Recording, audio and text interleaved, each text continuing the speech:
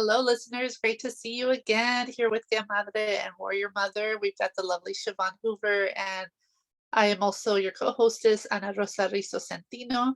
And today we are talking about the end of the school year and all that comes with it, as well as how do we fight the May gray and the June gloom now that we're in June and it's just so dark and gray outside all the time. Yeah, I definitely feel like there's a little bit of exhaustion with my daughter just because she doesn't usually have that much homework, but this week particularly, she had to turn in all of her book logs and she had to turn in her project on who her hero was, and she chose Dolores Huerta. So I was very proud about that she got to choose a person that I also look up to very much and trained me in how to organize house meeting campaigns and just has done so much for the community. But yeah, what do your students got going on? I love that. Well, so for mine, I have two graduates this year, promotions. So my son's graduating eighth grade. He's going into high school next year, which I keep telling everyone I don't feel like I'm old enough to have a high school. This is weird. And my daughter will be promoted from sixth grade, and she'll be going into junior high.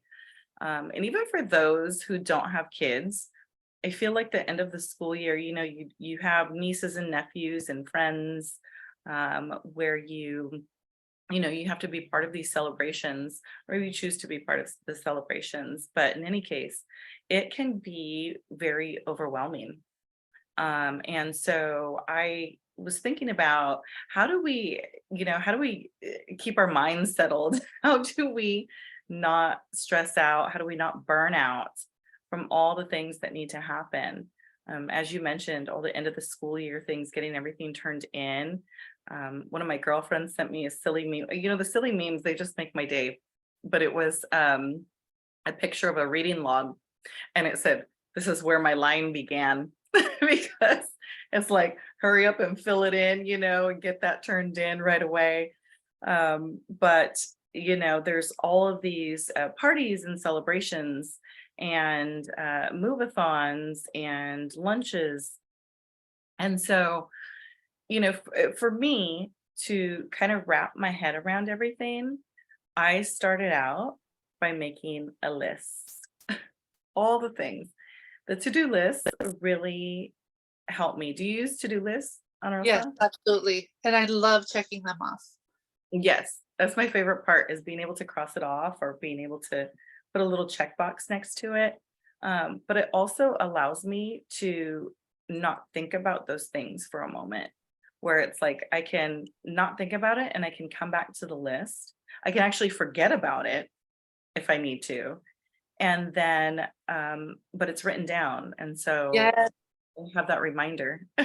it's like an exercise in emptying out your brain, right? When it feels too full and you got to just like write it all down because that's for me, I just get a little bit of anxiety when I start, thinking of all these things that I have to get done. And when I feel like they're just living in my head, it's just like, no, I got to write it down. That way I know at least if I write it down, then I don't run the risk of not doing one of these things. Yeah, But yeah, I'm a big believer in lists for sure. But you're also absolutely. the meme, just because you were talking about memes, I'm always resharing all the memes that you post. It's so great. It's like it's free entertainment all day. Um, but yeah, and also there were times where like I couldn't sleep, and I was like, what am I thinking about when I can't sleep? Why am I sitting here thinking about all the things that I need to do? And so I started creating a habit of writing down the things that I was thinking about while I couldn't sleep. And then it allowed my brain to just be like, oh, okay, like it's digested and it's on paper now and we don't have to think about it anymore.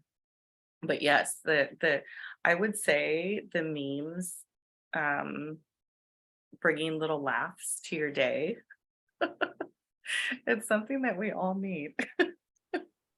Yeah, it really feels like little tiny snippets of therapy, right? When we're able to look at these memes and either really laugh out loud about them or be like, yeah, that's true when it's about more serious things. Everything's so relatable. In any case, I was also thinking about how do we get through the end of the year things. And it's don't overextend yourself, which is really difficult because you have to be afraid, not be afraid to say no when it's needed. I know a lot of parents are being pulled in different directions. Can you donate here, whether it be your time or your money? Can you, you have to take your kids to their extracurricular activities, and you have other parents asking, for help and things like that. And if you just can't, you simply can't. And I know that there's a lot of guilt with that, and saying no, but sometimes it's just necessary. Um, how do you feel about saying no? Are you really good at that, or are you still? I still struggle with it I'm sometimes. getting better. I'm getting better, but it has been a struggle just because I want to be able to do all of the things. And it like makes me feel weak sometimes when I cannot do all of the things. But I have to remember I am a human being. I'm not a superhero. Yeah. And we all have our limits, and we have to remember to hydrate and eat 3 meals a day, and like take a shower. Basic things that sometimes when you're super busy, you're like, wait, did I take a shower? um, Yeah.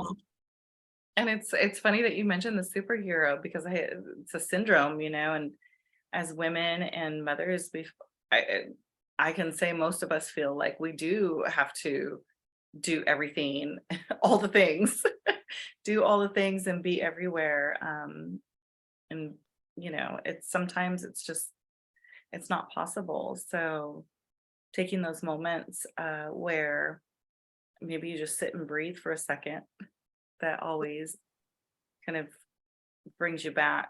Um, Maybe some grounding kind of helps with that. But where where can you find that happy medium where you are doing all the things and feeling fulfilled and feeling like, yes, I got this, I am a superhero. And then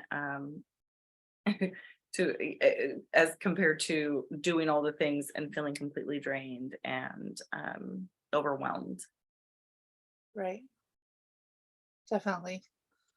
It helps to just for me, this is an outlet. Like this really helps me get through every week, just to be able to have some time to chat with you. And then when we get Allie back to also chat with her, it's like my way of sneaking in girl time, Yeah. but sharing it with the whole community. It's the best, isn't it? Yeah. So what if someone out there is struggling with that, like finding time, what is your suggestion for them? What would your suggestion be? Okay, so this is a big thing for me is uh when I was feeling really stressed and overwhelmed on like I'm not dedicating any time for myself, uh, my brain automatically went to, well, what if you could just do at least 1 hour every day with yourself? And then I was getting frustrated because I still could not find one entire hour with myself. So I was like, okay, um, what should I do? I actually checked in with somebody else that was a complete stranger that I happened to meet through Pura Luna Apothecary. And she told me, well, maybe her name is Eros. Maybe your goal is just too high for right now. Maybe if you start with 15 minutes with yourself every day and then build from there, then you'll feel better instead of feeling like it's a something that you're failing to do because you're not able to find that hour. Then you're succeeding at finding 15 minutes. So Yeah, that's how I started finding those 15 minutes I'm at huge least. I'm sorry, go ahead. Oh, no, I was just saying those 15 minutes every day make a big difference. They add up. They definitely do. And I was gonna say that if an hour seems too like daunting and like it takes up too much of the day, perhaps finding, half hour here, half hour there, but I like the 15-minute start and kind of switching it to a more positive, outcome for it. So I love that. Yes, and that's how I started with like meditation, because I do not I don't have time to meditate. Like, who has time to sit and do nothing? Um, but I have an app and it has 2-minute meditations, and I can certainly sit for 2 minutes and breathe. And even that seemed like a challenge sometimes. Some mornings I would do it first thing in the morning. And so some mornings I'd rather sleep those extra 2 minutes. Yes. Like that's gonna make the huge difference in my in how awake I am. But in any case, it became a challenge where I was just like, why can I not carve out these 2 minutes? And once I got over the 2-minute hump, then I started being like, okay, well, maybe I can do 5 minutes. So right now I'm between 5 and 10 minutes, and that's where it's at. Um, but again, just carving out that time for yourself to kind of rejuvenate and find your balance is really key. I love that you found help through an app because sometimes when you're starting a new process and you don't know where to start, there's other places you can pull from instead of just magically coming up with it, because I got a book from a friend that's full of guided meditations as well. So for you, it was an app. For me, it's a book. But I just need those because, yeah, I mean, I pray, I know how to pray, but meditation is still very new to me. So I don't automatically know how to go into a meditation. Yeah. So yeah, y'all, there's apps, there's books, there's lots of ways we can help bring meditation into our lives. Yes. And I would say prayer feels natural to me. Like growing up in church and things, it feels natural to pray, but meditation felt very awkward. It was like, oh wait, don't think and don't, okay, or allow the thought to pass. So if for those of you who have not experienced meditation, you have all these thoughts that run through your mind, but the idea is to just quiet the mind and really focus on breathing. Um, but it was difficult for me because I was like, oh, I have to do this as soon as I'm done. I have to make sure that and all of the list, the constant list that runs through your mind. um it runs through mine, so I had to see it like a conveyor belt. Oh, there's the thought, oh, and then it pass by. And or like a cloud, that's like drifting by. It's like you see it, you acknowledge it, but you don't give into it. You don't Oh my pay. gosh, yes. Actually, do you know there's a Steven Universe song that actually talks about that? Do you know which one I'm talking about? I think I might. Okay. Yeah, no, because sometimes I have to listen to that song when I'm feeling anxiety or stressed out because it helps me remember, yes, it's just a thought, you can let it pass. Um, yeah, Steven Universe's therapy, y'all. It like Gloria loves it, and I think she's really tapped into something that can help a lot of us. Sometimes cartoons are very strangely actually not just entertainment, but ways that we can help with our anxiety. Not that they all do. Some of them add to my anxiety. Like she watches Gumball, and that actually increases my anxiety. So sometimes I have to walk out of the room when she's watching that one. But Yeah. yeah. Yes. Steven Universe for sure is, I felt like it was ahead of its time. My daughter watches it still. And I just feel like it's helping kids that find ways to cope, and help understand a little bit more. So I really appreciate that cartoon. There's I think also I think I'm gonna put a link in the show notes on when our we post it on YouTube. There's a little space where people can read what the episode is about. I think I'm gonna post a link also to the song so that people can enjoy it too. yes. It could be like an intro next time. Yeah, there is a movie, I think it's a Pixar movie. It's called Inside Out. Have you seen Yes, so so it? good. Yeah, so that one has feelings, right? And it's like joy, anxiety, anger. Um, God, there's like 5 of them, I think, 6 of them. There's like a sadness and I like Sadness, she's so cute, all being I like know. And the premise of the movie is just like, you have all of these feelings going on in your body and in your brain. And to me, I mean, that just was such a great visual for children to see, kind of, oh, so this is what goes on in my head, kind of um, give them an idea that it's okay to have feelings, you know. So yes. well, Feelings are our friends, they're our teachers. The other thing I wanted to mention when we were talking about meditation is sometimes a very simple thing that you can do that helps me out is like literally walking out of my house barefoot and putting my feet on the grass and just feeling held by the earth. I think is a really lovely way to feel like you can exhale, right? And just like know that everything's going to be okay. I like that you said being held by the earth, but it does feel like a little hug. Yeah, Yes.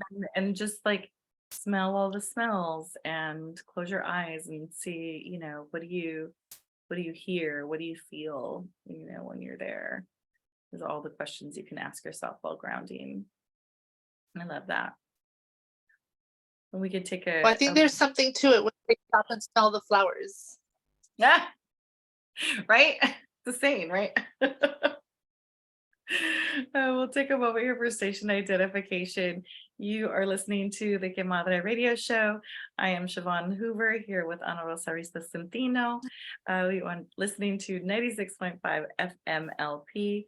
And today we are talking about the hustle and bustle of the end of the year, ways to cope with the feeling overwhelmed, whether you have children or not. It's sometimes there is a lot going on. And also, um, it is gloomy out, and I struggle with gloom. I'm the kind of person I need a lot of sun. And so, Santa Barbara is notorious for being on time with its May gray and June gloom. And here we are on this gloomy day. And yeah, sometimes it's really difficult for me to find the motivation to get my day going and to like feel okay. So I want to touch on some ways that we can overcome the gloom. I don't know. Are people mostly affected by weather? I feel like, you know, people in the Northeast certainly might be, or sorry, the Northwest. So like Washington, Oregon, they get a lot of rain and gloom. And I know that like mental health wise, people struggle in that area a lot because I think it's because of the weather, but I don't know. Oh yeah, Um, there's that SAD, it's seasonal affect disorder, I think it's called. And mhm. I think a lot of people suffer from it. And I think it's part of the reason why I believe the state of Washington has the highest suicide rate in the country, because they do get so much gray and rain. However, if you've been to Washington during the spring or the summer, it is so gorgeous. It's like everything is so luscious and green. So if you're able to deal with that gloom and with the rain, you get a big reward, when you get to stick around for summer, and see how beautiful Washington can be. Yes, and my sister, she has lived in Portland for 20 plus years and kind of the same thing. It's gloomy. She flies south for the winter. I always kind of laugh at her, like, oh, you fly south for the winter. But I Like a wouldn't good, even, yeah, yeah. She's like, I need the sun, I need a beach. I'm like, yeah, I don't blame you. Um, and I have visited many times and every single time it's gloomy. However, we went for hikes and everything is like so green and lush and beautiful because it is constantly getting the moisture. But yeah, personally, uh, one of the reasons why it's very difficult for me to leave Santa Barbara is because of the weather here. I always say 60s too cold, 80s too hot. I need it right in the middle. um, but, a few ways that I do combat it is, for one, is to move my body. And so I do love lifting weights. I've rekindled my love with my spin bike. And so, I get on my spin bike and kind of do these classes, dancing, moving your body in a way to um, kind of like move the energy through your body. I always talk about the stale energy that's there. We need to get it out. And sometimes through movement is what it's all about. And like you said, grounding, get outside and put your feet on the earth, whether it be in the grass or in the sand. Maybe you're, hiking and you hit a hot spring, just something to connect your body with the earth in whatever way. Um, I think that is it's like the energy of the earth that just kind of moves through your body in that way. It makes me think of Ariel in that part where she sings about spending the day warm on the sand. Uh, by the way, have folks watched that yet? Because I just watched it with my daughter and we loved it so much. Yeah, we're going this weekend. I'm so excited. Um, she was one of my favorite Disney princesses. And it was at a time when I was a little girl, and so that movie just I can't even count how many times I've watched it. I know every single part by heart at this point. Same. Okay, we And need to do a sing along over I, drinks. yes. And I like to embarrass my children by singing really loud, especially Disney princess songs, and then I'll sing the wrong words and so they look at me. Excuse me. They look at me like I'm crazy, but I told Nye, I said when we go to see the movie in the theater, I was like, I'm gonna bring the little microphone, and that way I can be like my voice can be amplified in the theater. Yeah, She's looking at me like you better not. that's so funny. Yeah, Ariel is single-handedly responsible for my absolute obsession with mermaids. Ever since then, I just love, love, love mermaids. Right. It's like My how daughter was just going through all of her Barbies because, she's 8 now and she kind of wants to figure out what she wants to keep and what she wants to donate. And she gave me all of her mermaid Barbies. So, I scored. yeah, I was gonna say maybe like a little keepsake box and keep one of them. I don't know. I'm kind of I do that. I hold on to like maybe just one and I put it in a box. And in fact, my daughter wasn't feeling well yesterday and she was in her closet for whatever reason. And she said, "What's in that box?" And it's like tucked way in the back of the closet. And I was like, "Oh, it's some things I'm keeping for you." And we pull it out. Well, she pulled it down. And so she starts going through it, and it's, a binder that we received from her preschool once she, got promoted from preschool. And it was all of her art and silly things that she said and, things that she's made. And she just had a ball going through it. And I feel like, as we get older, sometimes when you look back at things that you have created or made, it brings you back to that time and you feel very childlike.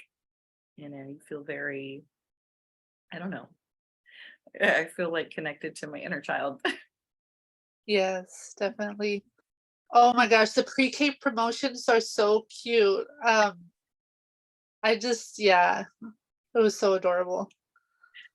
So I used to provide an enrichment program for preschools, and a few of them allowed me to put together a little be part of the celebration, but it was more so like a performance for the adults. And so the kids would recite the muscles that they've learned. So it was it was a fun time, and I really miss my little friends so very much that I'm like, I got to get back in with these kids. The the I would say 18 months to 5 years, those are my people. Yes, absolutely. They're so genuine and honest, and if they like you, you know it, and if they don't, you know it, and I appreciated that about them. Yes. I appreciate that. So you're gonna have a junior high student and you're gonna have a high school student. What are the promotion activities looking like for these years that I have to look forward to? Yeah. Well, let's see. For the elementary school promotion, I believe they're capping it in an hour. We'll see. They are going to be singing a song. And that's kind of all I know. That's all my daughter has said. I know they've had to have been practicing already for it, or like at least rehearsing, how to walk in and walk out and whatnot. But she's very tight-lipped about it. I don't know why. Um, Maybe they're gonna surprise the parents with something. oh, that would be great.